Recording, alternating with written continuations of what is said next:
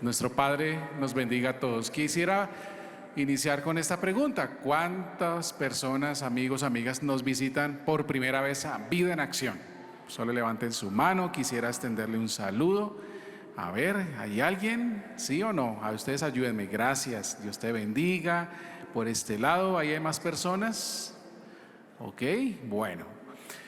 También felicito a aquellos que se han quedado o han estado desde las 8 de la mañana. Hemos pasado una mañana muy especial, muy bendecida. Y vamos a tener una segunda enseñanza que tiene una base bíblica diferente para que no sientan que los que estuvieron en la mañana van a repetir la misma enseñanza.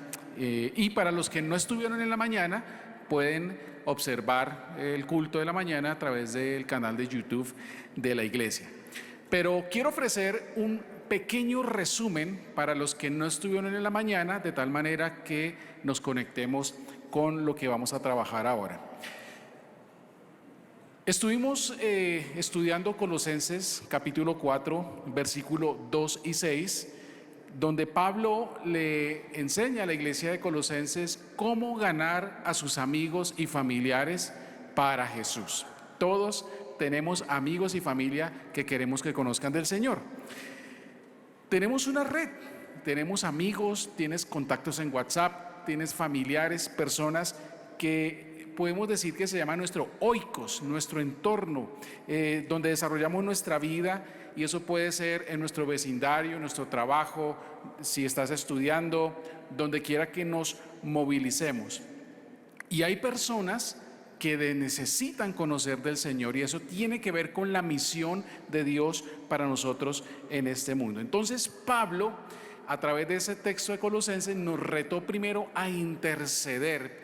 Nosotros ganamos las personas para Cristo primero en oración, y oremos también para que se nos quite el temor. Oremos para que el Señor nos abra puertas de oportunidad y que las aprovechemos apropiadamente, de tal manera que nuestra predicación igualmente sea creíble a través del testimonio que demos, porque no podemos hablar una cosa y vivir de una manera contraria al Evangelio. Y también que podamos hablar con gracia y palabras llenas del Evangelio de Jesús. Ese es un pequeño resumen que te ofrezco sobre la enseñanza de la mañana. Pero entonces ahora vamos a ahondar un poco más en el discipulado. Y vamos a ver un pequeño video que amablemente Germán, José nos han ayudado a tener para esta mañana, que nos ayude a introducir en este tema.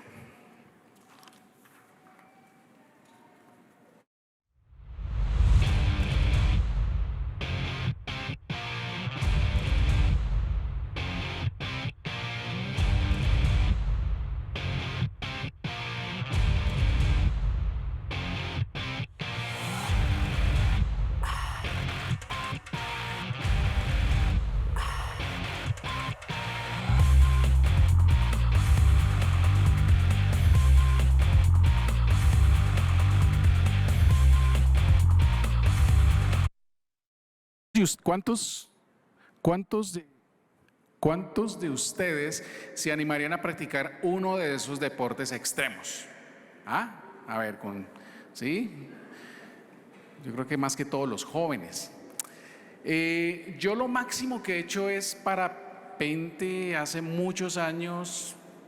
Por ahí me tiré otra cosa, pero hay cosas que ya realmente uno dice, yo lo pienso muchas veces y aunque me paguen, ni lo haría. Pues así como hay cosas en las cuales podemos decir a última hora, es que me da susto, es que yo me echo para atrás, pareciera que evangelizar y discipular haría parte de la lista. Hay personas que tienen las habilidades, tienen la experiencia, los años en Cristo, la formación en la iglesia, pero cuando de evangelizar y poner en práctica se trata, como que les da un poco de susto. Y igualmente discipular. No es el caso de todos, pero es el caso de un grupo de personas. Entonces, a través del texto que vamos a estar examinando hoy, vamos a aprender cómo podemos vivir una vida de discipulado que tenga propósito en primer lugar. Segundo, entender o afirmar que el discipulado es un proceso. Y tercero, que hay un impacto o evidencias del discipulado que estamos haciendo. Y para ello Tito, la carta de Pablo a Tito, capítulo 1, versículos 5 y 6, va a ser nuestra base de reflexión. Tito capítulo 1, 5 y 6. Y antes de que lo leamos, quiero ponerte un poquito en contexto, porque esta carta de Pablo a Tito nos enseña que el verdadero cambio espiritual de personas y de una sociedad se hace uno a uno. Así como la pastora Marcela nos estaba invitando hace un momento, ¿a quién vas a discipular? Agarra uno, agarra dos, agarra más. Pero sí es un cambio que se hace uno a uno por medio del discipulado. Y voy a poner en consideración dos definiciones, de tal manera que cuando caminemos sobre Tito capítulo 1, siempre tengamos presente de qué se trata. En primer lugar, ¿qué es ser discípulo? Y para no usar muchas palabras, es la persona que ha tomado la decisión de seguir a Jesús como su Señor, su Salvador, su Maestro, y ser como Él. ¿Y cómo era Jesús? Lee los evangelios y nos vamos a dar cuenta lo maravilloso que es Jesús. Por lo tanto, no te hace discípulo ser un estudiante de un curso de X número de horas o haber leído un libro y completar las lecciones. Eso puede ser parte de, son herramientas, pero no te hace un discípulo automáticamente. Tito experimentó ser discípulo de Pablo a lo largo de su vida. Pablo invirtió su vida en Tito, además de los otros discípulos que él tuvo, y en el versículo 4 del capítulo 1, Pablo le dice a Tito, hijo en la fe.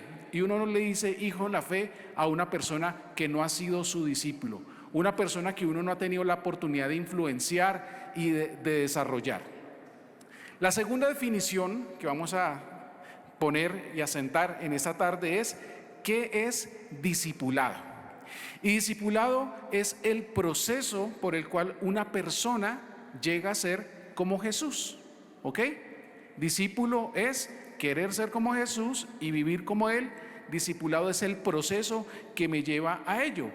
No es un proceso académico, sino es compartir unos con otros la vida que tenemos en Jesús y a través de esa relación poder animar, retar, desafiar, formar, enseñar, entre otras cosas.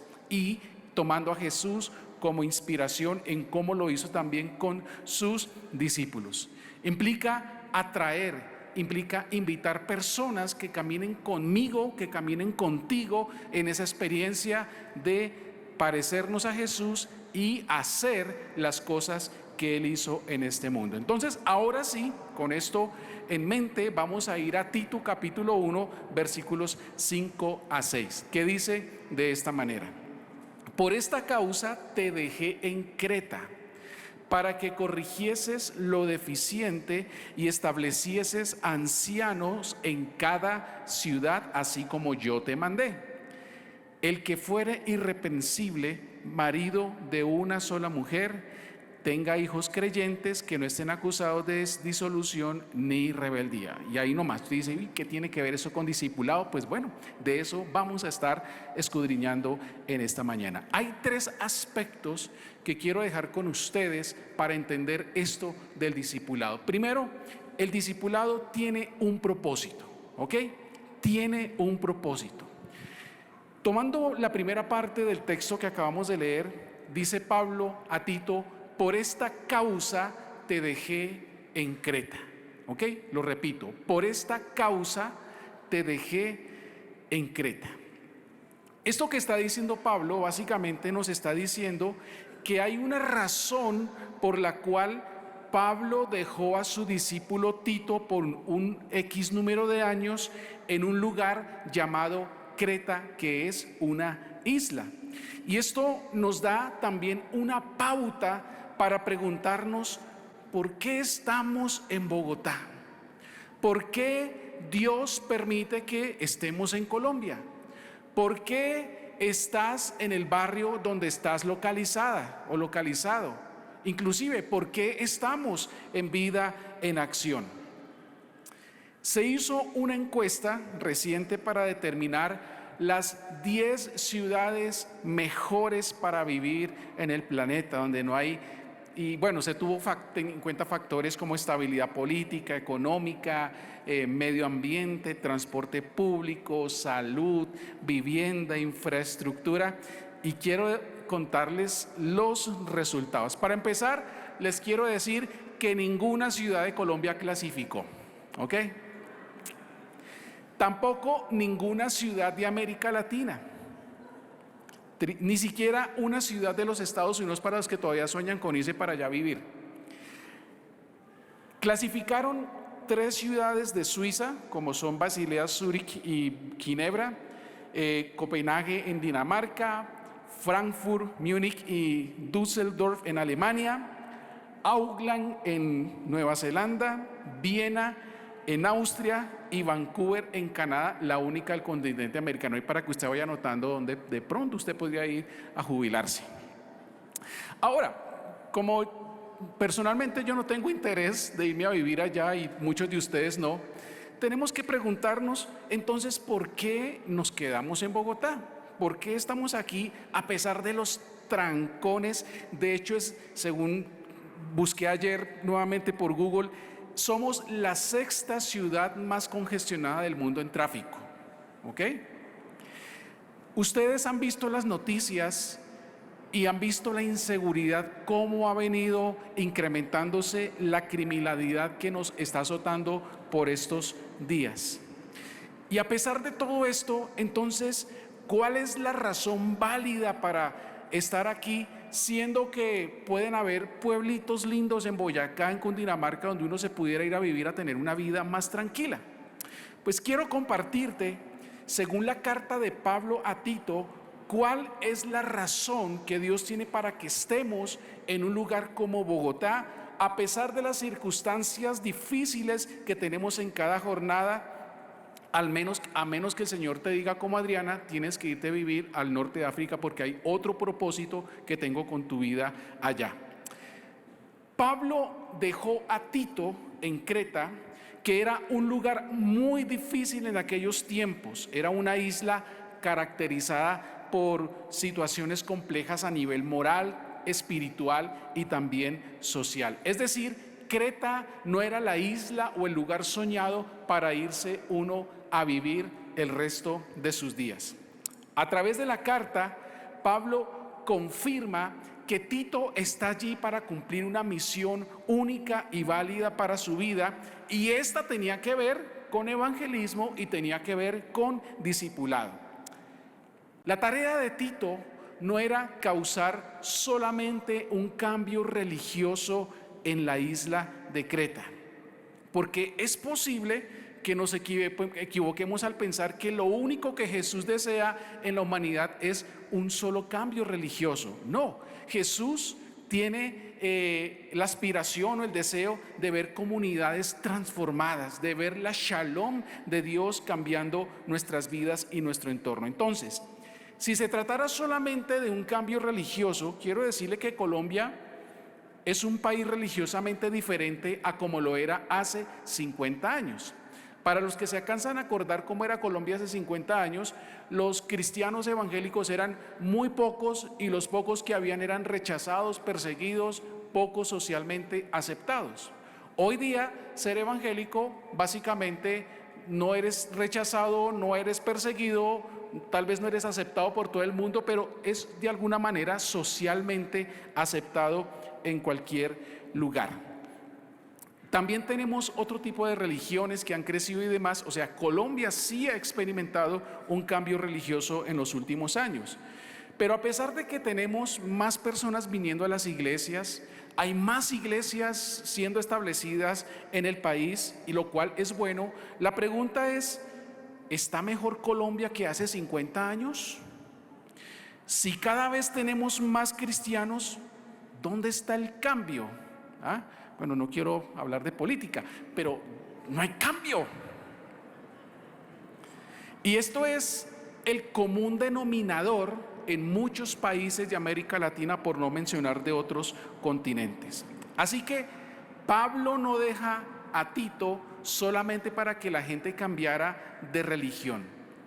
El discipulado, que es aquello con lo cual Pablo reta a Tito, es para buscar una transformación de nuestro entorno, o dicho en otras palabras, de la cultura de la cual somos parte.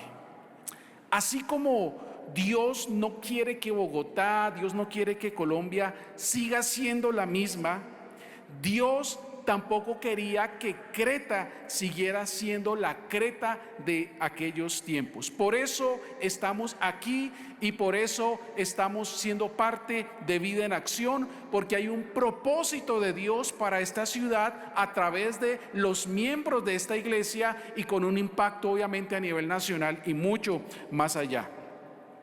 La iglesia del Señor tiene una responsabilidad en la transformación de nuestra cultura, de lo espiritual, y que eso impacte el resto de las esferas de la sociedad. Los cambios verdaderos jamás vendrán por un partido político. Los cambios verdaderos que necesita Colombia no vendrán por un gobernante cualquiera sea su nombre. Los cambios verdaderos que necesita nuestro país vienen solamente a través de Jesucristo. Veamos algunas de las características de Creta, que es el lugar donde Tito se quedó. Era una isla, o es una isla, ubicada en el Mediterráneo, y para que comparemos o veamos el tamaño, es como si fuera 5 veces más grande que Bogotá, incluyendo Bogotá y sus áreas rurales. O sea, no era una isla tan pequeña. Era un lugar complicado y era un lugar conocido donde las embarcaciones pasaban, y era un lugar de tráfico de esclavos y también de mercancías, y por ende se estaba volviendo una cultura bastante compleja por todo lo que allí circundaba. Las personas que habitaban esta isla eran personas que tenían un estilo de vida bastante difícil, terrible, y por eso Pablo dice en el versículo 5 una de las razones por las cuales lo deja ahí. Dice el versículo 5: para corregir lo deficiente. Entonces la pregunta es, ¿qué había que corregir? El versículo 12 nos da luz sobre el estilo de vida de las personas que habitaban Creta. Dice Pablo de esta manera: los cretenses siempre, no una vez, siempre mentirosos, malas bestias, glotones ociosos. No sé si usted se haría amigo de un cretense. Encontré algunas cosas de otros comentaristas con relación a la descripción de los cretenses. Quiero compartirles un poco. Se dice que en el mundo antiguo nadie tenía peor reputación que los cretenses en aquella época. El mundo antiguo usaba 3C para hablar de los lugares que eran lo peor de lo peor, que eran los cretenses, los cilicios y los capadocios. Pero los cretenses eran famosos por ser borrachos, insolentes, infiables, embusteros y glotones. La avaricia y la codicia de los cretenses era tan normal que eran el único pueblo del mundo entre los cuales se valía cualquier forma para hacer dinero a toda costa, haciendo trampa, lo que sea. De hecho, existieron algunos vocablos griegos para hablar de los cretenses. Se usaba la palabra cretismo para decir mentiroso, y cretenciar como el verbo para engañar o decir mentiras. Vaya fama de los cretenses. Cuando Pablo nos habla de malas bestias, eso también tenía unas razones. Y mala bestia puede referirse a personas rudas, como personas carentes de educación y también por pasiones descontroladas. También se dice, según estos comentaristas, que los cretenses, cuando iban por un camino, solían empujar a las personas con tal de sacarles ventaja y llegar al lugar donde tenían que llegar rápido y primero. También eran personas glotonas y ociosas, en el sentido de que eran personas poco trabajadoras y además perezosas. El capítulo 3, 1 al 2 también nos da indicaciones de que eran personas que les gustaba la rebeldía. Por eso Pablo le dice a Tito que le diga a la gente que les recuerde que sean sujetos a los gobernantes y autoridades y que los obedezcan y que estén dispuestos a toda buena obra. En resumen, tú tratabas a un cretense y de una tú le caías mal, ¿ok? Estos eran las personas que Tito tenía el reto de trabajar en evangelismo con la iglesia local y también en discipular. ¿Qué tan fácil era? ¿Usted qué diría? También podríamos hacer una lista de calificativos si quisiéramos describir la cultura de los bogotanos. No sé si usaríamos calificativos de los bogotanos, son malas bestias, son ociosos, mentirosos, o sea que los hay, pero Bogotá no es una ciudad santa. Bogotá tiene una lista de pecados muy amplia. Vivimos en una sociedad que se empeña en llamar bueno a lo que Dios ha llamado malo y en llamar malo a lo que Dios ha llamado bueno, a tal punto que la gente vive y convive con el pecado de manera normal. Si Tito hubiera vivido en nuestros tiempos, Dios diría que hay que corregir lo deficiente en Bogotá, porque Bogotá es una ciudad que necesita transformación. Y esto no es tarea del gobierno. De hecho, el gobierno también necesita transformación y radical. Todo Colombia necesita un cambio. Y un gobierno, por supuesto, tiene que hacer su trabajo en términos de lo constitucional, pero el cambio espiritual, el cambio moral, no es tarea de un partido político, pero es un trabajo de la iglesia. Y la iglesia somos nosotros y tenemos que hacer la diferencia en cómo vivimos a Jesús y cómo lo mostramos y cómo Jesús es vida y realidad para cada una de las personas. Yo estoy seguro que como bogotanos, como colombianos, soñamos con un cambio verdadero en nuestro país.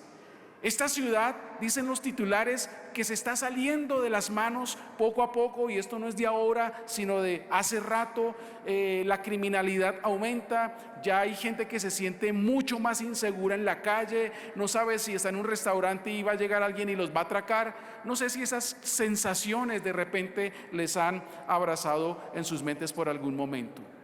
Todos queremos una ciudad y un país diferente para nuestros hijos. Pero entonces la pregunta es, ¿cómo se hace el cambio?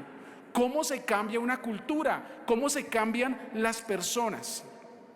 Pablo no le dijo a Tito, llega y únete con un montón de jóvenes de primera línea y arma un movimiento social que salga a las calles y luche contra todo lo que está en contra de Dios. Hay iglesias que sí hacen movimientos sociales, lo cual no está mal. Otros usan su Facebook para darle palo al pecado, pero realmente esto no produce cambios. El cambio, como lo decía hace un momento, es persona a persona. El cambio de un país, el cambio de una ciudad se hace uno a uno, discipulado uno a uno. Lo segundo que quiero enseñarte a través de este pasaje es que el discipulado es un proceso. La segunda razón por la que Pablo deja a Tito está ahí mismo en el versículo 5, en la segunda parte, que dice: establecer ancianos no en una ciudad, sino en cada ciudad de Creta. Se dice que Creta tenía alrededor de 100 diferentes poblados o pequeñas ciudades. ¿Qué es esto de establecer ancianos? Para empezar, en la Biblia, en el contexto del liderazgo del Nuevo Testamento, un anciano no se refiere a una persona de X años para arriba o de tercera edad para dejarlo como líder, aunque una comunidad de fe sí podía tener personas de tercera edad en liderazgo por su experiencia y su trayectoria. Lo que implica la palabra anciano es tener como meta personas que hayan madurado lo suficiente en la fe de tal manera que sean personas de testimonio público y que tengan influencia en la comunidad de fe, pero también en la comunidad de la cual son parte. Nos habla también de personas que tengan la capacidad y la autoridad espiritual por su caminar en Cristo y que por supuesto también pueden ocupar posiciones de liderazgo en la iglesia si así es requerido. Cualquier cultura cambia con el Evangelio si primero las personas han cambiado con el Evangelio de Jesús. Por eso nuestra tarea y nuestro desafío en esta mañana que estamos afirmando es: discipulemos uno a uno para que lleguen a ser personas maduras, personas de influencia en su familia, personas de influencia en su barrio, personas de influencia en la ciudad y mucho más allá. He dicho que el discipulado es un proceso, no es una cosa automática a través del cual tú te pareces más y más a Jesús. Pero si queremos que Colombia sea diferente, déjeme decirle que eso es posible cuando no solamente Vida en Acción, sino muchas más iglesias entendamos que el discipulado no es una cuestión de un curso de X número de horas, o que solamente soy discipulado cuando vengo los domingos a participar del culto y el resto de la semana vivo mi vida normal, sino cuando seamos iglesia en las calles, en las avenidas, en las empresas, en los sitios de estudio, en todo lugar, viviendo como Jesús. El cambio genuino sucede cuando practicamos el discipulado. Y tú me dirás: bueno, David, ¿dónde hay un pasaje que me explique acerca del discipulado? Pues lo conocemos seguramente todos. Mateo capítulo 28, versículos 18 al 20, que dice de esta manera: y Jesús se acercó y les habló diciendo: toda potestad me es dada en el cielo y en la tierra, por tanto, id y haced discípulos a todas las naciones, bautizándolos en el nombre del Padre, del Hijo y del Espíritu Santo, enseñándoles que guarden todas las cosas que los he mandado, y he aquí yo estoy con vosotros todos los días hasta el fin del mundo. Entonces, aquí está implícito de que evangelismo es parte del discipulado, porque no vamos a discipular a alguien que no ha conocido de Jesús.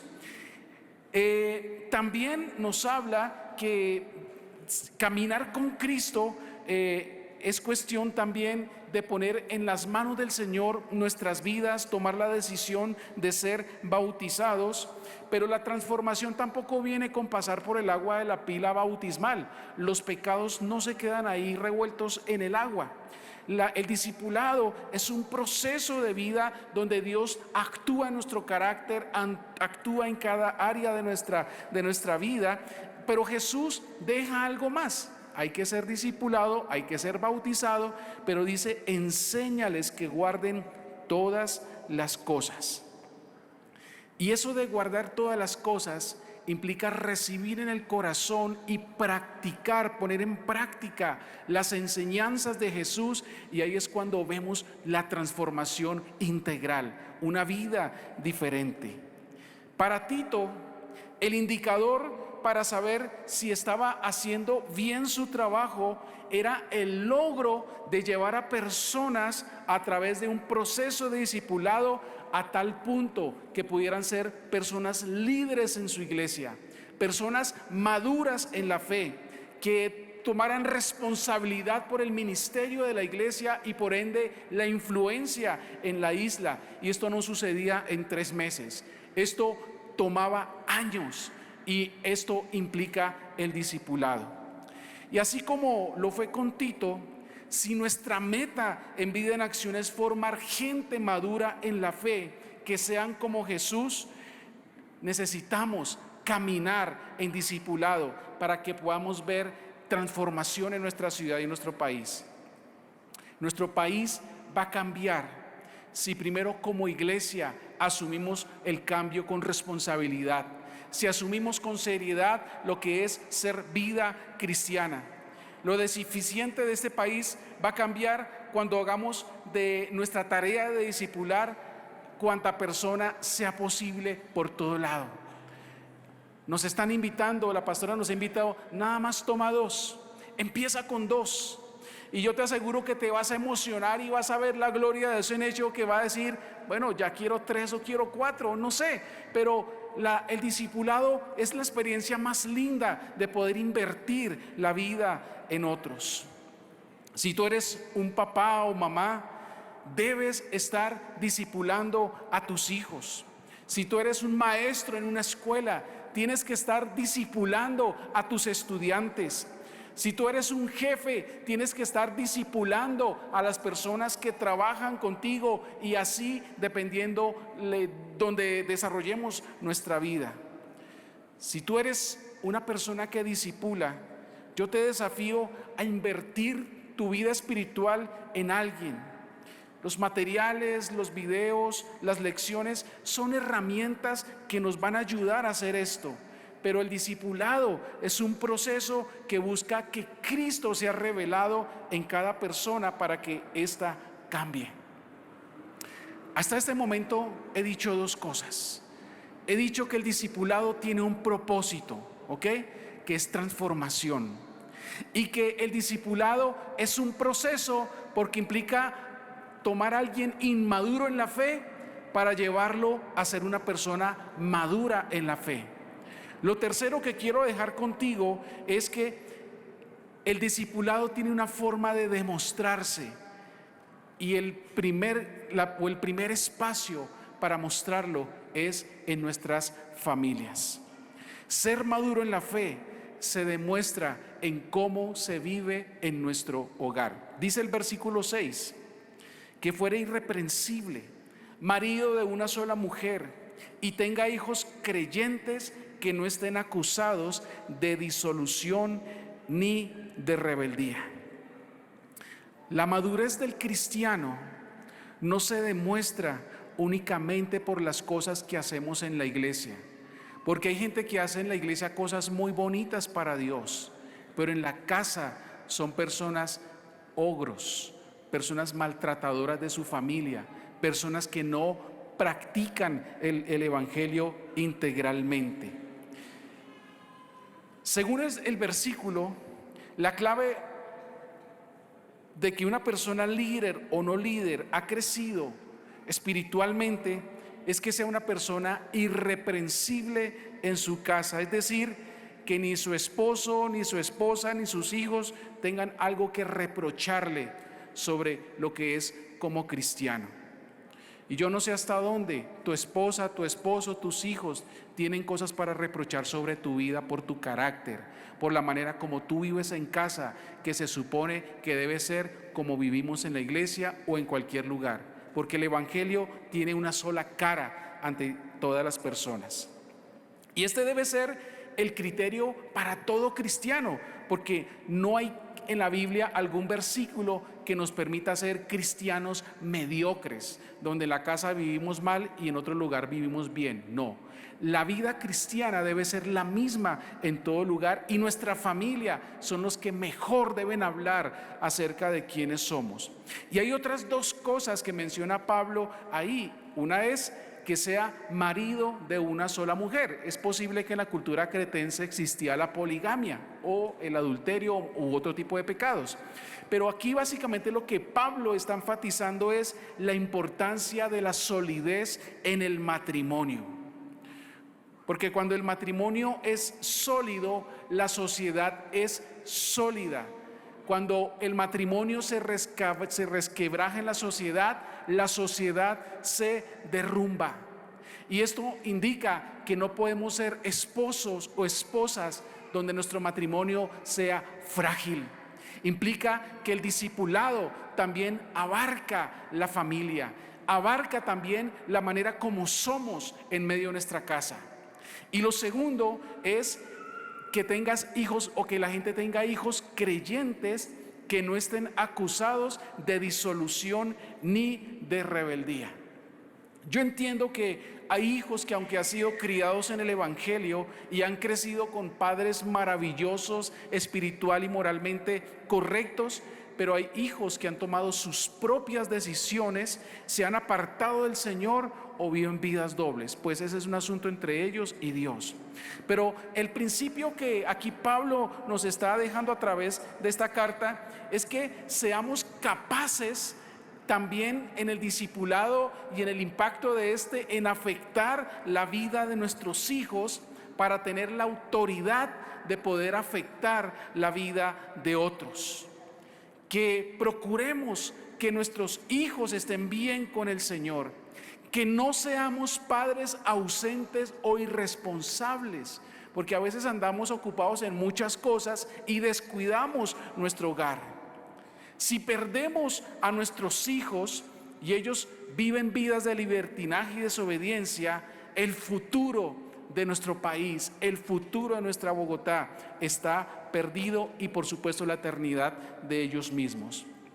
Así que mientras que como padres no nos ajustemos los pantalones y criemos a los hijos en el temor del Señor, se nos van a ir perdiendo poco a poco en este mundo.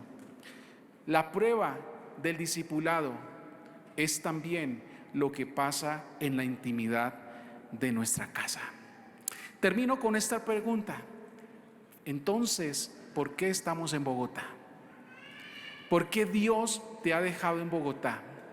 ¿Por qué Dios te ha dejado en el lugar donde estás? Yo te aseguro que muchos no tenemos la aspiración de irnos a vivir a Viena, a Múnich, para tener una mejor calidad de vida, pero nuestra mejor aspiración sí puede ser como Jesús. Amén. Pongámonos en nuestros pies y vamos a decirle: Señor, ayúdanos a cumplir nuestra misión. ¿Por qué estoy aquí? ¿Qué quiere Dios conmigo? Que el Señor nos ayude a desarrollar personas maduras en la fe. Que Dios promueva a lugares muy importantes en nuestra sociedad, y que por supuesto Dios nos ayude a tener familias íntegras, familias que den testimonio del discipulado que vivimos y que estamos experimentando. Oramos al Señor, digámosle: Señor, gracias por ponerme en Bogotá. A pesar de que estamos viviendo tiempos difíciles, situaciones complejas, hay un propósito, hay una razón para estar aquí en esta ciudad. Hay una razón para ser ciudadano. Hay un propósito de Dios también para esta iglesia Vida en Acción en esta parte de la ciudad. Y tenemos que recordar: Señor, tú tienes un propósito, tú tienes una razón de ser conmigo. Tal vez sí, nos hemos quejado de la ciudad, pero ¿qué tal si cambiamos la queja por intercesión? ¿Qué tal si cambiamos la queja para decir: Señor, ¿cómo podemos ser parte del cambio que necesita este país y esta ciudad? Estamos en medio de una ciudad difícil, compleja, con mucha gente apartada del Señor, pero Dios puede usar esta iglesia para ganar gente para Cristo, que sea discipulada y transformada, y por ende poniendo nuestro granito, nuestro ladrillo, para que Colombia sea un lugar diferente. Que oremos al Señor por Bogotá. Señor, levantamos a Bogotá en tus manos. Señor, presentamos esta ciudad que tiene venas abiertas, las venas abiertas de nuestra ciudad, por donde sangre está siendo derramada, robos por un lado y por el otro, entre otro tipo de situaciones y pecados. Clamamos por esta ciudad, pedimos la salvación de esta urbe, pedimos la misericordia de Dios desde el alcalde en adelante hasta el más pequeñito.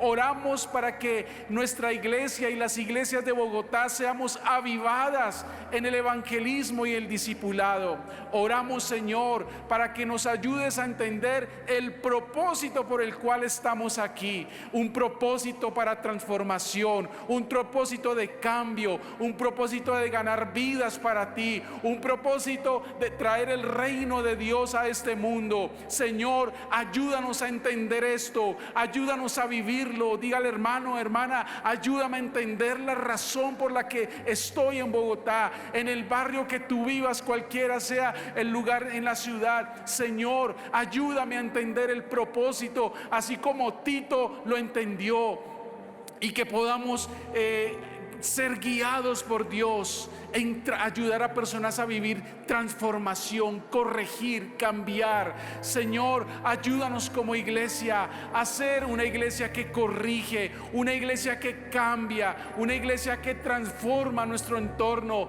Danos personas para discipular. Ayúdanos a tomar a las personas que están en nuestro alrededor para que caminen en una vida diferente. Señor, oramos para que nos ayudes, así como Tito, a transformar Creta, a transformar Bogotá, Padre Celestial. Señor, oramos para que nos ayudes a tener familias íntegras, familias sólidas, matrimonios sólidos, hijos sólidos en Cristo, y que a través del ejemplo de nuestro hogar también podamos ver la transformación que necesita nuestra ciudad.